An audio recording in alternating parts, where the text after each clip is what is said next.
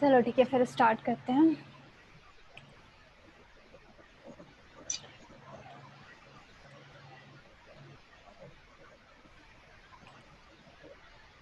तो टॉपिक मैंने वेबिनार में भेजा ही था, ठीक है। तो चलिए, shall we start. Yes. Great. तो टॉपिक बेसिकली लिया है नीश सिलेक्शन का। मतलब मेरे पास बहुत सारे पहले आए थे रिक्वेस्ट की नीश सिलेक्शन पे करो, और कुछ रिक्वेस्ट वेदिका ने जैसे बोला था कि ऑन पेज पे करें। तो मैं सोचा चलो ठीक है, स्टार्टिंग से करते हैं। मतलब एक स्टार्टिंग से पॉइंट लेके चलेंगे तो ज़्यादा क्लियर रहेगा, और आगे वाले नेक्स्ट वेबिनार्स में हम लोग हर एक टॉपिक को अच्छे से क्लियर कर लेंगे, ठीक है। हाँ ओके। ठीक है, चलो। तो how to select a niche for your blog, काफ़ी इम्पोर्टेंट कॉन्सेप्ट। तो आज का एजेंडा क्या है? तो understanding what is niche, how to do that with ikigai. Ikigai basically एक टेक्निक है जो मतलब बहुत सारे लोगों ने सुना भी होगा इसके बारे में, और हम लोग डिस्कस करेंगे आगे वैसे। और ways to understand your audience, और लास्ट में होगा Q&A। लाइक आप लोगों को कोई भी क्वेश्चंस पूछने हो तो आप लोग वो रख सकते हैं। और लाइक कम्युनिटी में अपूर्व है तो वो भी गाइड करेगा इस चीज़ में, क्योंकि उसको भी काफ़ी ज़्यादा अच्छी नॉलेज है इस चीज़ में, ठीक है। वेदिका, तो स्टार्ट करते हैं। हाँ हाँ okay. So understanding niche. So before getting into choosing the niche, it is important to understand what exactly niche is, right? So niche is a group of people looking for a specific product or solution. Means कि जब तक हमारे पास एक proper एक product नहीं होगा, like product हम in terms of content भी दे सकते हैं, या फिर कोई सर्विस हो या फिर प्रोडक्ट हो। बेसिकली पर्पस क्या है कि हमारे पास एक टॉपिक होना चाहिए, और उससे रिलेटेड जो ऑडियंस है वो ऑडियंस हमें क्लियर होनी चाहिए। और इन जब हम इन दोनों को मिक्स करेंगे तब बनेगा हमारा नीश, मतलब कि एक topic with a proper audience selection, ठीक है। तो फिर now let's see how you will going to find the topic. So this is what I was talking about. So this is something which my mentor taught me, and now I'm conveying it to you because I found it relevant. Relevant कैसे? क्योंकि बचपन से ही हम लोगों ने देखा है कि थ्रू आउट आवर करियर हम हमेशा से स्ट्रगल करते आए हैं कि एक्चुअली में हम क्या करना चाहते हैं लाइफ में। लाइक क्या है हम जो परस्यू करना चाहते हैं थ्रू आउट आवर लाइफ, जिसमें हम कभी बोर ना हो या फिर हमें कभी वर्क फील ना हो, लाइक तो अब अगर हम blogging as a career select करते हैं, like if we want to change our career to blogging, तो हम चाहेंगे इसमें कि ऐसा टॉपिक हमें मिले जिसे हम थ्रू आउट अपना, जिसमें हमारा इंटरेस्ट हो, पैशन हो, और साथ ही साथ हम उसमें थोड़ा बहुत अच्छे हो। लाइक ऐसा नहीं होना चाहिए कि like if we take the example of singing, तो हमारा पैशन मान लो सिंगिंग है, बट हम इतना ज़्यादा अच्छे नहीं हैं उसमें, और उसका इतना मार्केट स्कोप नहीं है, तो we will not going to stand anywhere. Okay, so तो पहली ये चीज़ आती है कि आपका नीश जो होगा, your niche is where you talent, passion and market need meets. तो बेसिकली आपका जिस चीज़ में टैलेंट है, लाइक जिस चीज़ में स्किल सेट है, और जहाँ पे आपकी मार्केट नीड्स मैच होंगी, और तीसरा ये है कि आपका बेसिकली इंटरेस्ट होना चाहिए उस चीज़ में। तो ये तीनों चीज़ें जहाँ पे ओवरलैप करेंगी, दैट विल बी योर नीश। अब सबसे बड़ी चीज़ आती है कि हम ये कैसे फाइंड करेंगे। तो let's see how to find talent, niche and passion. Passion is something in which you are naturally interested in, things in which you get engaged without any external effort. don't say watching TV and sleeping because I know it's my favorite also, but I'm talking about in the context of making a career out of it. So you know what I mean, right? तो अब ये चीज़ें तो हमने पढ़ी हैं, theoretically पढ़ी हैं, बट प्रैक्टिकली इसे कैसे हम लाइक फाइंड करें. तो क्या होता है कि ऐसे बहुत सारी चीज़ें हमारे माइंड में रहती हैं कि हाँ पैशन इंटरेस्ट तो इसमें भी है, इसमें भी है, इसमें भी है, बट क्लैरिटी के लिए हम क्या करेंगे, एक एक्सरसाइज छोटी सी है जो लाइक राइटिंग, बेसिकली हम उसे पेपर पे लिखेंगे कि क्या क्या चीज़ें हैं. तो write down 5 things you were interested since your childhood in your college days and even now. मतलब ज़रूरी नहीं है कि अभी आप करो एंड आप इसके बाद आप ट्राई कर सकते हैं. तो बेसिकली पर्पस क्या है कि 5 चीज़ें लिखनी हैं ताकि आपको ये सामने क्लियर रहे कि ये चीज़ें हैं जो मेरा, जिनमें मेरा नेचुरली इंटरेस्ट है और जिसमें मेरा फुल एंगेजमेंट रहता है बिना किसी मतलब एक्सटर्नल किसी के फोर्स किए हुए. ठीक है. Now next is talent. Talent is something which you have mastered over the year or something in which you are good at. Obviously, it is basically your skill set जिसमें आप अच्छे हैं. It could be anything. It could be Excel expertise. It could be coding, programming, graphic designing, anything जो आपने school से लेकर के, college से लेकर के और इवन अभी तक जो कुछ भी सीखा है. एंड इसके लिए आप कर ये सकते हैं कि अगेन आपको लिखना है कहीं पे.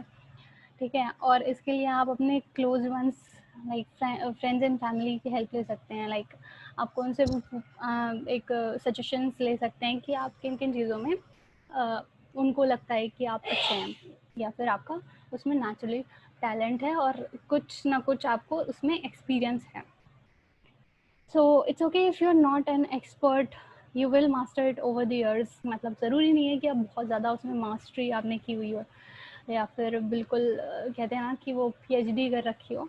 It is not that important, but still आपके पास थोड़ा बहुत एक एक्सपोजर होना चाहिए आपको थोड़ी चीज़ें, ताकि आप उसको कैरी ऑन कर सकें. सो इसके बाद भी एट द एंड आपके पास एक लिस्ट होगी. And then comes market need. Now इसमें भी आपको बेसिकली देखना होगा कि लाइक अगर हम किसी प्रोडक्ट या सर्विस के बारे में सोचते हैं या फिर इवन ब्लॉगिंग के बारे में सोचते हैं कि हाँ, और फिर हमारे दिमाग में होता है कि हाँ इस चीज़ को लेकर कि थोड़ी सी मार्केट में अवेयरनेस कम है. लाइक कंपटीशन तो बहुत है हर चीज़ में है, लेकिन फिर भी कहीं ना कहीं हमें लगता है कि हाँ इस चीज़ का सोल्यूशन लाया जा सकता है और थोड़ी सी नीड है इसकी मार्केट में. तो ऐसी जितनी भी चीज़ें लगती हैं, इवन अभी नहीं भी लगती हैं, तो अब से कॉन्शियसली आप देखो कि ऐसी क्या चीज़ें हैं जिनकी मार्केट में नीड है और वो गैप एक तरीके का है और जो फिल किया जा सकता है. तो ऐसी 5 चीज़ें आपको लिखनी है. अगेन बहुत सारी लिखाई हो गई हैं. सो तो अब आपके पास बेसिकली 15 टॉपिक्स हैं. ठीक है. और अब काम आता है बड़ा कि आपको उन सारी चीज़ों से गो थ्रू होना पड़ेगा और देखना पड़ेगा कि इसमें से कॉमन क्या है. थोड़ा मुश्किल है, पर आप जब एक बार प्रैक्टिकली देखोगे तो आपको समझ में आएगा. इट कुड बी 2-3, हो भी सकता है कि 2-3 चीज़ें हो रही हों, बट दैट्स ओके. आप उसको फिल्टर आउट करके रखो. So now among those topics, write down the topics which are meeting all 3 criterias: talent, passion and market need. Okay. So till now you've got your topic. Congratulations for that. Okay. Uh, just give me a second. Who's admit? Okay.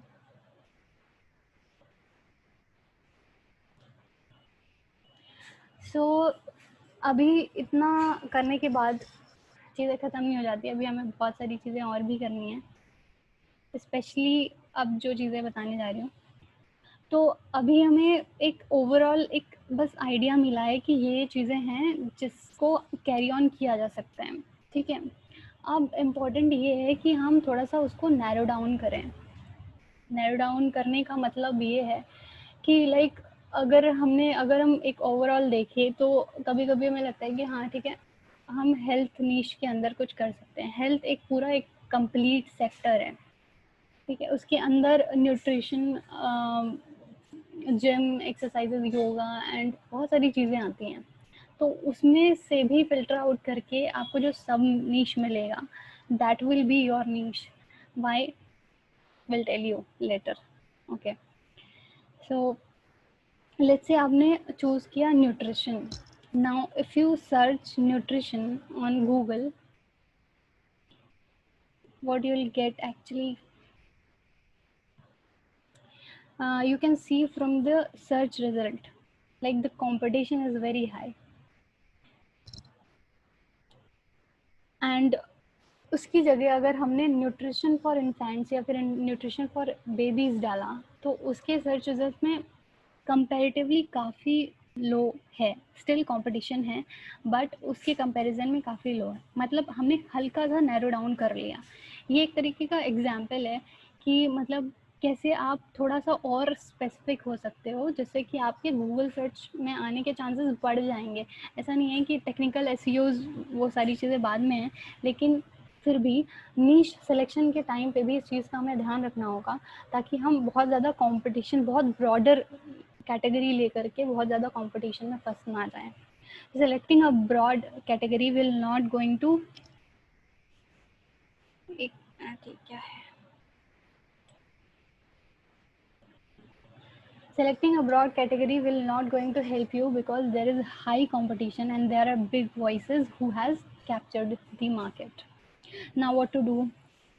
So as I said, go in deep and narrow down your target audience. तो जैसे कि मैंने example लिया यहाँ पे nutrition for babies, तो इसमें भी थोड़ा सा कम हम एक तरीके का सर्च रिजल्ट देख सकते हैं। So it's still have a competition, but still it will be a lot more easier for you to rank on first page of Google. For this niche, the target audience would be parents. Okay, so basically मतलब क्या है कि अगर आप starting से ही अपना जो नीश audience है वो क्लियर रखोगे तो it will be easy for you to create further solutions. Like now understanding your customer will become a lot more easier and you will be able to deliver what they are looking for.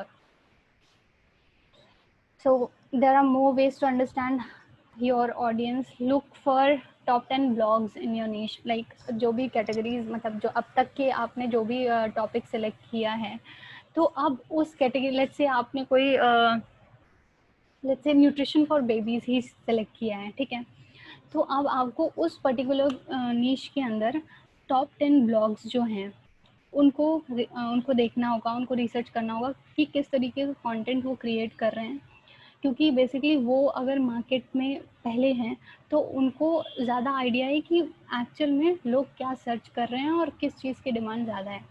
तो उससे आपको एक idea लगेगा कि किस तरीके का content पसंद किया जा रहा है या फिर किस तरीके के कंटेंट की डिमांड है मार्केट में।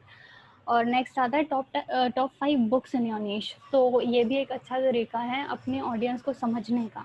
लाइक आपने किसी पर्टिकुलर, मान लो आप किसी चीज़ में सेल्फ डेवलपमेंट में आप इंटरेस्टेड हैं, ठीक है, आपने वहाँ पे 5 बुक्स देखी जो बहुत ज़्यादा खरीदी गई हैं, आप उसके रिव्यूज़ को देख सकते हैं, लोगों के एक्सपीरियंस वहाँ से उनका एक माइंडसेट समझ में आता है कि उन्हें किस तरीके का प्रोडक्ट चाहिए या फिर किस तरीके की चीज़ें वो ढूंढ रहे हैं या फिर क्या प्रॉब्लम उन्हें आती है। Products and reviews on Amazon and other e-commerce sites, as I said. So उसके लिए और इवन उसके आगे और समझने के लिए कि एक्चुअल में मार्केट में चल क्या रहा है, तो there are certain tools like Google keyword planner, Ubersuggest, ये टूल्स ऐसे हैं जो फ्री हैं। बाकी और भी अच्छे टूल्स हैं, एचरफ एंड SEM रश, बट वो टूल्स थोड़ा सा प्रीमियम हैं। बट स्टार्टिंग के लिए Google keyword planner and Ubersuggest will do the job for you, ठीक है।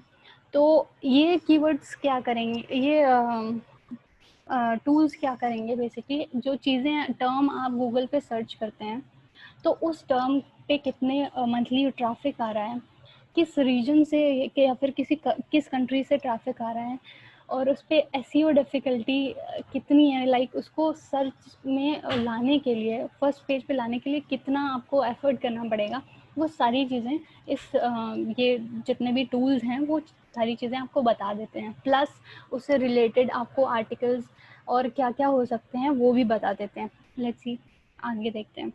You'll get so many ideas about the problems and demand under your niche, obviously.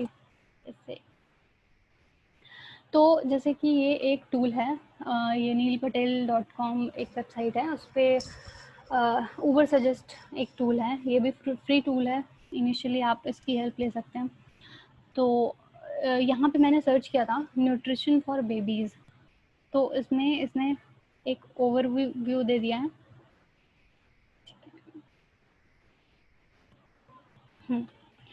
तो search volume CPC एक चीज़ होती है, वो हम डिस्कस करेंगे आगे के वेबिनार्स में, वो थोड़ा सा अभी हाई हो जाएगा, ठीक है। और यहाँ पे ये है, ये चीज़ें भी थोड़ा टेक्निकल चीज़ें हैं, वो एसईओ वाले पार्ट में कवर होंगी, बट बेसिकली हमें देखना क्या है कि उस पर्टिकुलर कीवर्ड की डिमांड होनी चाहिए और उससे रिलेटेड जितने भी कीवर्ड्स हैं आप ये देख लो और इनको कहीं पे भी नोट करके रख लो। तो ये बेसिकली हेल्प क्या करेगा कि आपको एक ओवरव्यू मिल जाएगा कि मैंने एक कैटेगरी सेलेक्ट की है, तो आपके लिए एक थ्रू आउट ईयर आपके लिए एक कंटेंट होगा क्रिएट करने के लिए। तो ऐसे कितने भी ये कीवर्ड आइडिया करके एक आप, चलो मैं दिखाई देती हूँ।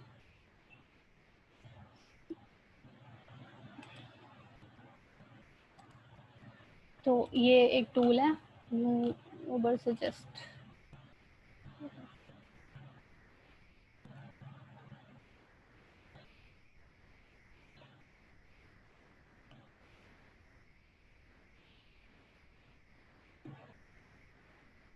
ठीक है।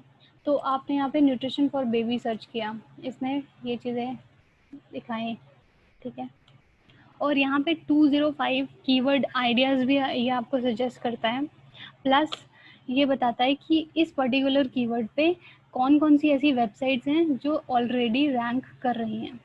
तो आप यहाँ से जा कर के, जैसे ये webmd.com है, ठीक है, ये पेरेंटिंग की नीश की ही वेबसाइट है, तो ये वही वेबसाइट है जिसको आपको टारगेट करना है या फिर आपको देखना है कि हाँ क्या चल रहा है इसमें और किस तरीके के टॉपिक या फिर ब्लॉग पोस्ट इसमें क्रिएट किया जा रहा है, ठीक है।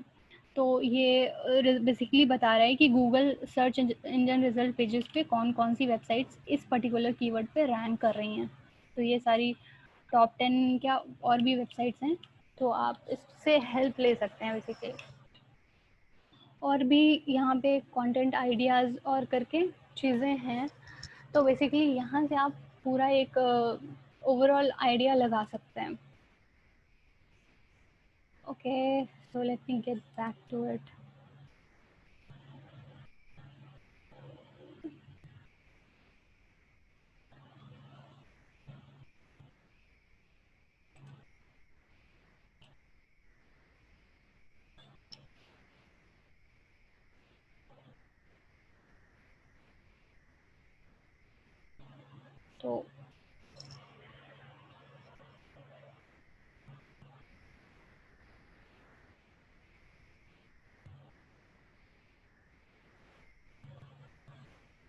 तो यहाँ पे थे हम।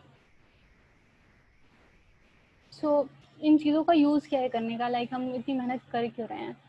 तो बेसिकली इसीलिए है ताकि स्टार्टिंग से ही हमें क्लैरिटी रहे, क्योंकि जब मैंने स्टार्ट किया था अपना ब्लॉग लाइक इन February 2020, तो मैंने बस सोचा था कि चलो ठीक है, एक मैंने बहुत ब्रॉड कैटेगरी सेलेक्ट की थी, लाइक इट वाज इन्वेस्टमेंट। अभी भी कोई दिक्कत नहीं है, बट क्या होता है कि जब आप बहुत ज़्यादा ब्रॉड कैटेगरी सेलेक्ट करते हैं तो ऑडियंस काफ़ी बड़ी हो जाती है, ऑडियंस बड़ी होती है उस पर्टिकुलर पूरे कीवर्ड पे रैंक करना बहुत मुश्किल हो जाता है कंपैरेटिवली, क्योंकि उस पर बहुत सारे ब्रांड्स, बहुत सारी ऐसी बड़ी कंपनीज हैं जो काफ़ी ज़्यादा इन्वेस्ट कर रही हैं और बहुत सालों से उस पर काम कर रही हैं।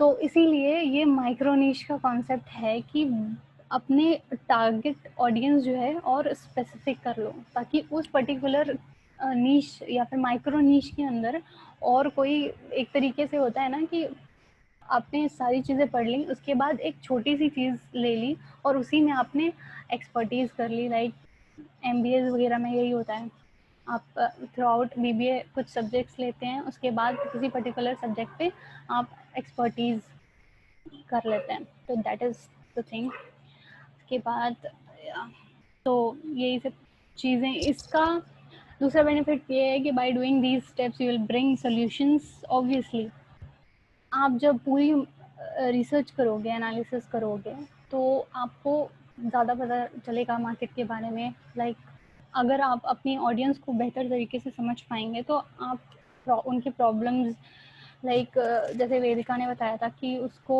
स्किन से रिलेटेड कंटेंट क्रिएट करना था, क्योंकि उसने ऑलरेडी उसके बारे में बहुत काफ़ी हद तक नॉलेज गेन की। उसके बाद उसकी खुद की भी एक्सपर्टीज़ थी उसमें, उसने कुछ चीज़ें की थी इम्प्लीमेंट और उससे उसे रिजल्ट्स आए थे। तो और प्लस तीसरी चीज़ ये है कि आप इस काबिल बन गए हो कि आप कुछ सोल्यूशन ला सकते हो मार्केट में, उसकी ज़रूरत भी है। तो बेसिकली पर्पस यही है कि इससे ना सिर्फ आप खुद एक ब्रांड, एक बिजनेस क्रिएट कर पाएंगे, बल्कि ऐसा सोल्यूशन, कुछ क्रिएटिव सॉल्यूशंस ला सकेंगे जिससे कि एक्चुअल में लोगों की हेल्प हो पाएगी और कुछ वैल्यू ऐड हो पाएगी, right? Okay, so last is just start. And when you find your niche, you just gotta continue to be confident and thrive to it. So that's it. Now okay, तो अब finally Q&A session है। आप already asking something. Okay, ठीक है, सबका turn आएगा। हमारे पास और भी लोग हैं, हाँ ओके, तो स्टार्टिंग अपूर्व से ही होगी। तो अब आप जिसको भी क्वेश्चंस हैं, आप अपने क्वेश्चंस रख सकते हैं हमारे सामने। Okay, Can I ask question? हाँ sure sure. Okay, I just want to ask, like, if I want to create an article, suppose any topic, and I select the topic and do Google, and I found a large amount of searches, and so and also I do the Google Planner and all things. So then I found that there is a list the keyword count is very high.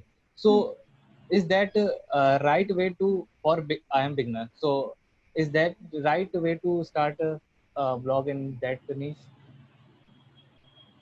Okay, so let me first understand your question कि आपका basically question ये है कि आपने किसी high keyword, high traffic keyword लिया, ठीक है, Yes, yes. पर बिगिनर के लिए वो कैसे मतलब इजी होगा उस पर रैंक करना, Like yes. Suppose है ना? that I choose the technology, any technology. Then there are many blogs exist जो कि मोस्टली टेक्नोलॉजी पे ही लिखते हैं, तो मतलब मेरा चूज करना वो सही रहेगा, लाइक वो टॉपिक तो नीस। हाँ, तो that is what I have discussed. Like तुमने जैसे बताया कि टेक्नोलॉजी में बहुत ज़्यादा इंटरेस्ट है। अब इनिशियली हम क्या करते हैं कि टेक्नोलॉजी, एक हमने नीश सेलेक्ट कर लिया, चलो ठीक है, तो उसमें ऐसा नहीं है कि मतलब टेक्नोलॉजी के अंदर बहुत सारी चीज़ें आती हैं। अगर तुम सिर्फ लाइक पाइथन पे ही लेने लग जाओ या फिर सिर्फ नोड जेएस पे के बारे में ही बात करने लग जाओ, तो it will be a huge मतलब कंटेंट आइडियाज़, कि उस पे भी कंटेंट आइडियाज़ की कमी नहीं होगी। तो मेरे इसीलिए मैंने पूरे उसमें डिस्कस यही किया कि पहला जो टेक्नोलॉजी नीश है, आप स्टिल उसमें ग्रो कर सकते हैं, कोई दिक्कत नहीं है, बट कंपैरेटिवली उसमें थोड़ा सा एफर्ट बहुत ज़्यादा करना पड़ेगा और स्टिल थोड़ा सा डिपेंडेंसी हो जाएगी आपके एक्सटर्नल एनवायरनमेंट्स पे। लाइक आपके कॉम्पिटिटर्स जो भी हैं उनको आपको देखना पड़ेगा और बहुत सारी चीज़ें होंगी, ठीक है।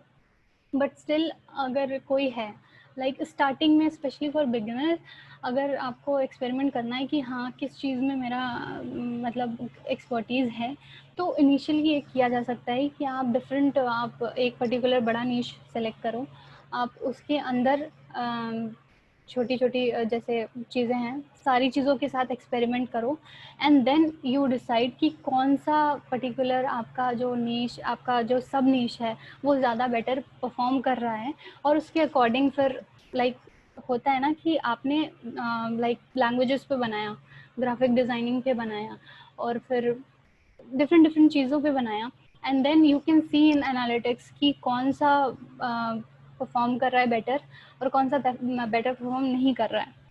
तो बेसिकली यही चीज़ करनी है कि इनिशियली हम सब एक्सपेरिमेंट करते हैं और करना चाहिए भी।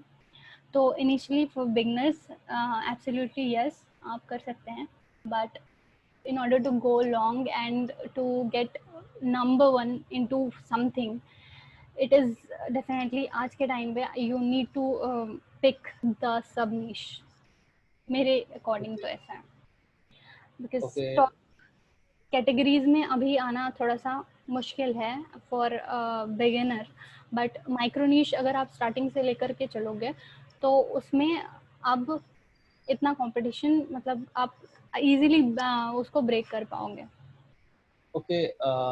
If I try to do hit and try, so अगर जिस जिस टॉपिक पे मेरा रिस्पांस ज़्यादा आ रहा है, हम्म। तो क्या मैं उसको चूज करूँ, लाइक रिस्पांस सबसे ज़्यादा आ रहा है किसी टॉपिक पे, लाइक। हाँ, मतलब जिस टॉपिक पे आपको ज़्यादा रिस्पॉन्स मिल रहा है, आपको ये देखना होगा कि उस चीज़ में क्या ऐसी चीज़ है जो प्लस। पहली चीज़ तो ये होती है कि कंटेंट मेन चीज़ है। आप किसी कैटेगरी आप कोई भी सेलेक्ट करो, डिपेंड करता है कि आपका कंटेंट कैसा है, और अगर उसमें आपका कंटेंट सही है, रेलेवेंट है, मोस्ट इम्पॉर्टेंटली क्वालिटी वाइज अच्छा होना चाहिए, बट स्टिल रेलेवेंट भी होना चाहिए कंटेंट, तभी वो कंटेंट एक्चुअली में, क्योंकि आजकल लोगों का अटेंशन स्पैन बहुत कम है, एंड स्विच बहुत जल्दी जल्दी होता है कि अगर उन्हें जो टाइटल है उसके अकॉर्डिंग उसके अंदर कंटेंट नहीं मिला, रेलेवेंट नहीं मिला या टू द पॉइंट नहीं मिला, तो people gonna switch very soon. तो इट इज़ इम्पोर्टेंट कि जो कंटेंट है वो रेलेवेंट है या नहीं, और क्वालिटी उसकी कैसी है।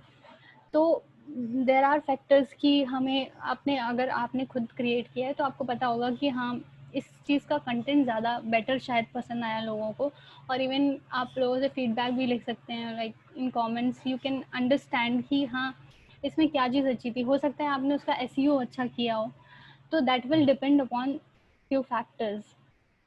Okay. Thank you. Thank you very much. Vedika, hello. हाँ, मैं तो ये पूछना चाहती हूँ कि इफ अगर ऑन पेज का थोड़ा सा ओवरव्यू दे दो तो वो ज्यादा बेटर रहेगा। ठीक है, तो वैसे ऑन पेज को हम लोग बहुत अच्छे से कवर करेंगे आने वाले वेबिनार्स में, बट ऑन पेज का क्या है कि पहली चीज़, अगर आप, डिपेंड करता है कि आप सीएमएस पे कर रहे हो या फिर अपनी खुद की वेबसाइट है, ठीक है। अगर आपके पास सीएमएस है या फिर आप, अगर आप नॉन टेक्निकल बैकग्राउंड से हो, आई थिंक बीबीए, तो आप अगर सीएमएस, लाइक मैंने भी वर्डप्रेस ही यूज़ किया है, क्योंकि वर्डप्रेस काफ़ी अच्छा एसईओ फ्रेंडली आपको एनवायरनमेंट देता है। तो उसमें आप देखोगे योस्ट प्लगइन एक आता है, तो उसके अंदर आपको पूरा प्रॉपर वो गाइडेंस मिलेगा कि कितने किस तरीके का आपका कंटेंट होना चाहिए। लाइक फिर भी मैं बता देती हूँ, पहली चीज़, मेन चीज़ होती है कि आपका कंटेंट कैसा है। तो जब तक कंटेंट सही नहीं होगा तब तक लोग, अगर ट्रैफिक आ भी गया तो वो रिटेन नहीं कर पाएगा, ठीक है। तो ऑन पेज के लिए टाइटल आपका बहुत एक्यूरेट होना चाहिए। तो जब मैंने ब्लॉग स्टार्ट किया था तो मेरी ये चीज़ थी कि पहले मैं कंटेंट लिख लेती थी, उसके बाद I use to do keyword research कि हाँ कौन सा इस पर्टिकुलर कंटेंट में कीवर्ड सूट करेगा, बट ऐसा करना नहीं होता एक्चुअल में। हमें पहले कीवर्ड रिसर्च करनी होती है पूरी अच्छे से कि कौन से पर्टिकुलर कीवर्ड को हमें टारगेट करना है। Keyword is something which we search on Google, ठीक है। तो लेट्स से कि न्यूट्रिशन फॉर बेबीज हमने सर्च किया, या फिर स्किन केयर रूटीन हमने सर्च किया, तो उस पर जो रिजल्ट्स आते हैं तो वो बेसिकली उसी पे टारगेट करते हैं, उसी कीवर्ड पे टारगेट करते हैं, तो आपको मेक श्योर कि वो कीवर्ड जो है मेन वो आपका टाइटल में होना चाहिए, पहली चीज़, ठीक है। दूसरा आपका डिस्क्रिप्शन में वो कीवर्ड होना चाहिए, ठीक है। और उससे रिलेटेड जितने भी कीवर्ड्स हैं वो भी आपको 150 वर्ड्स उसकी लिमिट्स होती है, तो उसके अंदर ही आपको वो मेन कीवर्ड, प्राइमरी कीवर्ड जिसे हम बोलते हैं, प्राइमरी कीवर्ड होना चाहिए, और जितने भी सेकेंडरी उससे रिलेटेड जितने भी कीवर्ड्स हैं, लोग उसके रिलेटेड जितनी भी चीज़ें सर्च कर सकते हैं, like natural skin care routine, ऐसे करके बहुत सारे, आप ऑटो सर्च में भी देखोगे तो बहुत सारी चीज़ें मिलेंगी, तो वो सारे कीवर्ड्स डालने होते हैं। तीसरी चीज़ ये है कि when you are writing content, आपका जो, एज आई सेड कि अटेंशन स्पैन बहुत कम होता है, तो आपको गूगल चाहता है कि कंटेंट क्वालिटी के साथ साथ विजुअल भी अच्छा हो, लोगों के लिए एक एक्सपीरियंस अच्छा हो, तो उसके लिए जो पैराग्राफ्स होते हैं वो शॉर्ट होने चाहिए, ठीक है। लॉन्ग पैराग्राफ कोई, अभी मैं भी लिख दूँ बहुत सारा बड़ा सा पैराग्राफ तो कोई नहीं पढ़ेगा, बट शॉर्ट पैराग्राफ्स में और प्रॉपरली हेडिंग्स और सब हेडिंग्स देते हुए अगर क्या कंटेंट को स्ट्रक्चर किया जाएगा तो भी वो एक बेनिफिट होगा।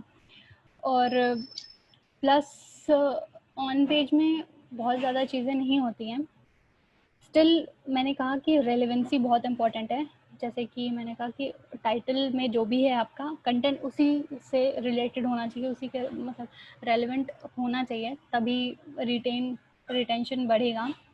और टेक्निकली हमें इतनी ही चीज़ें करनी होती हैं।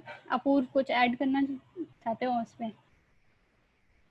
Like mostly we have to use the high keywords. Like mostly the game of that in SEO is based on keywords.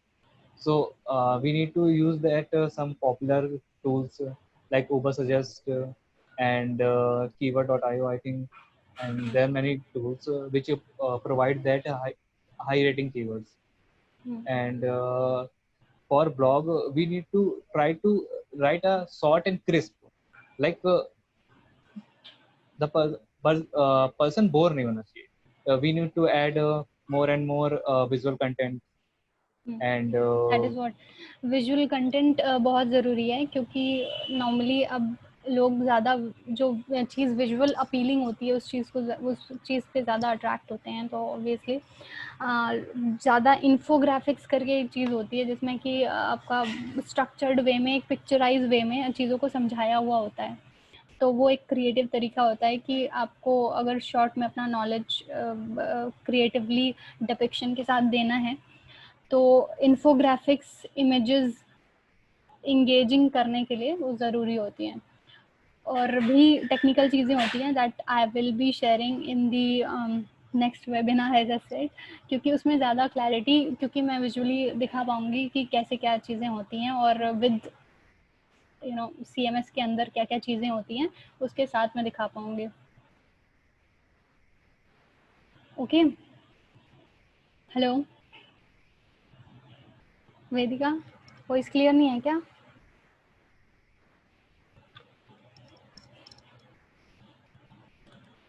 Hello,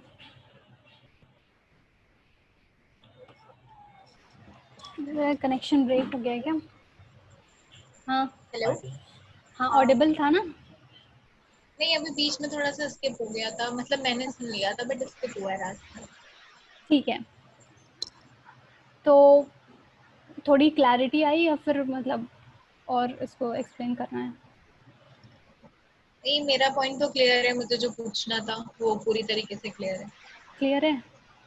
सो हाँ हाँ। ठीक है। और मतलब जैसे ना ऑन पेज में बहुत सारी, मतलब वैसे तो नहीं, टेक्निकली बहुत सारी चीज़ें दिखाने के लिए होती हैं कि हाँ इस तरीके से CMS में होती हैं चीज़ें, तो हम जब उस पार्ट पे जाएंगे तो अच्छे से देखेंगे, इसीलिए मैंने कहा था कि वहाँ पे जब विजुअली दिखाएंगे तो सही रहेगा।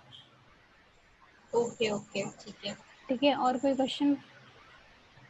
नहीं, अभी फिलहाल के लिए तो यही। चलो ठीक है, तो कैसा रहा, कुछ हेल्प हुई? हाँ ऑब्वियसली पूरा नीच का क्लियर हुआ. मेरा फर्स्ट क्वेश्चन तो बहुत स्टार्टिंग में यही था ना कि नीच कैसे सिलेक्ट करेंगे. तो ठीक है, I hope it helped you all. Thank you very much for joining and yeah, keep smiling. Thank you so much. Okay. Thank you. Yeah, one thing more. तो मैंने क्या है कि एक ट्राइब क्रिएट किया है, वो डिजिटल मार्केटिंग के लिए ही है बेसिकली, जो लोग लाइक पैशनेटली सीखना चाहते हैं, और मतलब उन लोगों की एक कम्युनिटी फॉर्म करने के लिए वो एक ग्रुप बनाया है.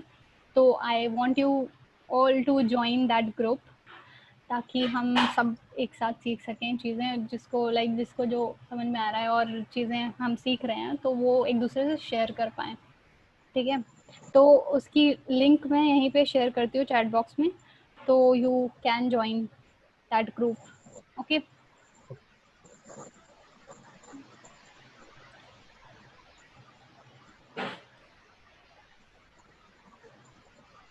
So just the link.